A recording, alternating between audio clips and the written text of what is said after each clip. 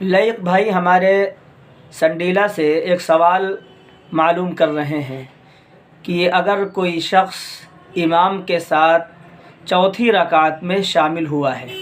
یعنی اس نے امام صاحب کے ساتھ چوتھی رکعت پڑھی ہے، اس کی شروع کی 3 رکعتیں چھوٹ گئی ہیں،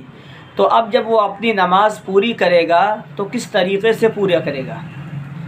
تو جواباً عرض یہ ہے کہ جو اس نے 1 رکعت پائی ہے امام صاحب کے ساتھ، تو 1 رکعت اس کی ہوئی، جب وہ اب اپنی نماز پوری کرنے کے لیے کھڑا ہوگا تو جو اس کی پہلی رکعت ہوگی، یعنی گویا کہ دہرانے کے اعتبار سے اس کی جو پہلی رکعت ہوگی اس میں الحمد شریف اور سورت پڑھے گا، 1 رکعت پڑھنے کے بعد بیٹھ جائے گا، قاعدہ اولیٰ کرے گا یعنی التحیات پڑھے گا، اور اس کے بعد پھر کھڑا ہو جائے گا۔ اس کے بعد دوسری رکعت الحمد اور سورت پڑھے گا، دوسری رکعت پر نہیں بیٹھے گا، پھر تیسری رکعت جو اس کی چوتھی رکعت ہوگی اس پر بیٹھ کر سلام پھیر دے گا۔ عموماً